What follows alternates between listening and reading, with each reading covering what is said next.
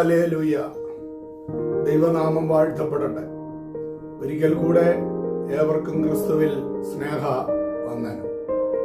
ഈ ദിവസങ്ങളിൽ നമ്മൾ ചില കാര്യങ്ങൾ ഇമോഷനോടുള്ള ബന്ധത്തിൽ ചിന്തിച്ചു വരുന്നുണ്ടല്ലോ.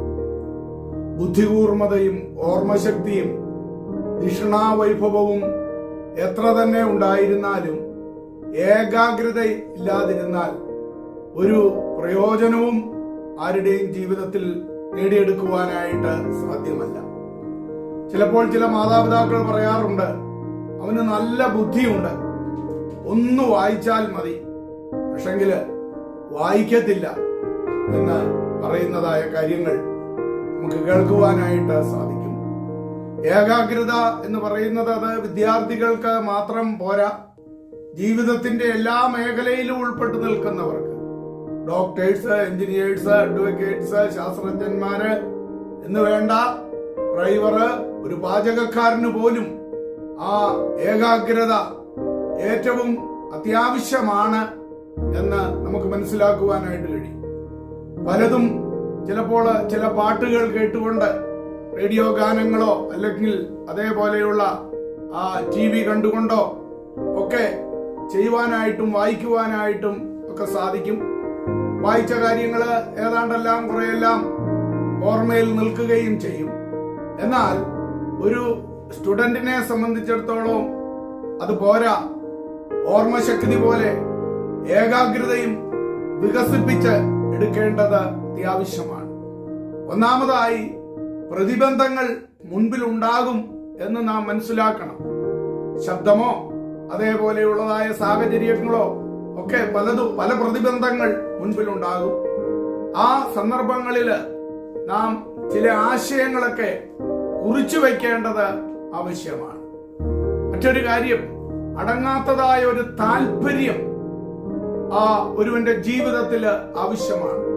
പലതിനെ കുറിച്ചുള്ള ചിന്ത പലപ്പോഴും അപകടകരമാണ്.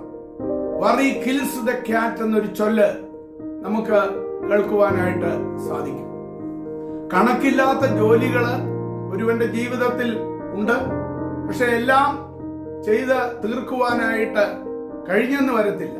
അപ്പോൾ ചില ടൈം ടേബിൾ വളരെ പ്രധാനമുള്ളതായ കാര്യങ്ങൾ, ആ കാര്യങ്ങളെല്ലാം അത് അടുക്കോടുകൂടെ ചെയ്താൽ ആ കാര്യങ്ങളൊക്കെ അവന് ചെയ്തു തീർക്കുവാനായിട്ട് കഴിയും എന്നുള്ളത് ഒരു യാഥാർത്ഥ്യമാണ്. അപ്പോൾ തന്നെ വളരെ നേരത്തെ തന്നെ ഉണരുകയും കാര്യങ്ങൾ ചെയ്യുവാനുള്ളതായ ഒരു തീഷ്ണതയും ഉണ്ടായിരിക്കേണ്ടതും ആവശ്യമാണ്. ഏകാഗ്രത നശിപ്പിക്കുന്ന ഭയം, വിദ്വേഷം മുതലായവയിൽ നിന്നും നാം വിമുക്തരായിരിക്കേണ്ടത് ആവശ്യമാണ്. ചിലർക്ക് വലിയ ഭയമായിരിക്കും, ചിലർക്ക് എല്ലാവരോടും വിദ്വേഷമായിരിക്കും. ആരെന്ത് ചെയ്താലും അതിലൊരു നന്മ കണ്ടെത്തുവാനായിട്ട് അവർക്ക് സാധിക്കത്തില്ല.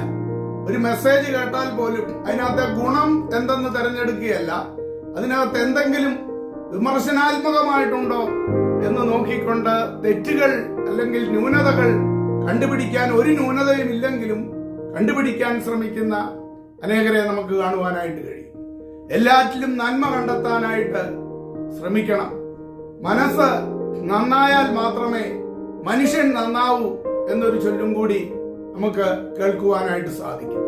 ബാഹ്യ നേത്രങ്ങൾ കൊണ്ട് കാണുവാൻ കഴിയാത്തതുപോലെ അല്ലെങ്കിൽ ബാഹ്യ നേത്രങ്ങൾ കൊണ്ട് നാം കാണുന്നത് പോലെ അന്തർനേത്രങ്ങൾ കൊണ്ട് നമുക്ക് കാണുവാനായിട്ട് കഴിയണം.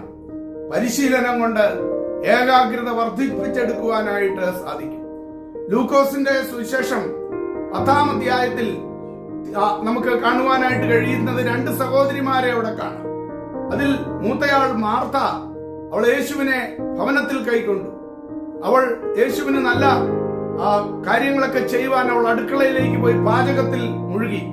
എന്നാൽ അവളുടെ ഇളയ സഹോദരി മറിയ യേശുവിന്റെ പാദപീഠത്തിങ്കൽ ഇരുന്ന് വചനം പഠിക്കുകയും ധ്യാനിക്കുകയും ചെയ്തുകൊണ്ടിരുന്നു.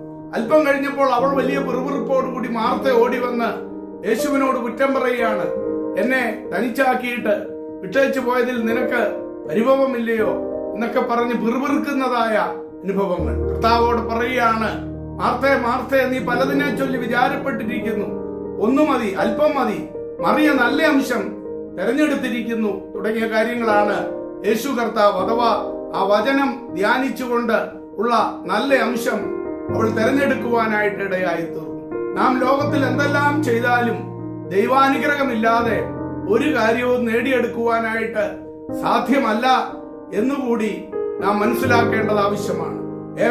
ഏകാഗ്രതയുള്ളവന്റെ ബുദ്ധി വർദ്ധിക്കുന്നു, സംസാരിക്കുന്നവന്റെ തെറ്റുകളും വർദ്ധിക്കുന്നു എന്നൊരു പഴമൊഴി കൂടി നമുക്ക് കേൾക്കുവാനായിട്ട് കഴിയും. അതേ പ്രിയമുള്ളവരെ, പൂർണ്ണമായി ഏകാഗ്രതയോടെ അത് ദൈവത്തിൽ തന്നെ മനസ്സ് കേന്ദ്രീകരിച്ച് ദൈവത്തിന്റെ വചനത്തിൽ കേന്ദ്രീകരിച്ച് മുൻപോട്ട് പോകുന്ന ഒരാൾക്ക് അവന്റെ വ്യക്തിപരമായ കാര്യങ്ങളിലും പഠന കാര്യങ്ങളിലും ജോലി കാര്യങ്ങളിലും അവന് കേന്ദ്രീകരിക്കാനായിട്ട് കഴിയും. ദൈവാനുഗ്രഹവും അവന്റെ മേൽ ഉണ്ടായിരിക്കും. അതെ, ആ ദൈവകരങ്ങളിൽ ഏൽപ്പിക്കാം. അവിടുന്ന് നമ്മെ അനുഗ്രഹിക്കുമാറാകട്ടെ.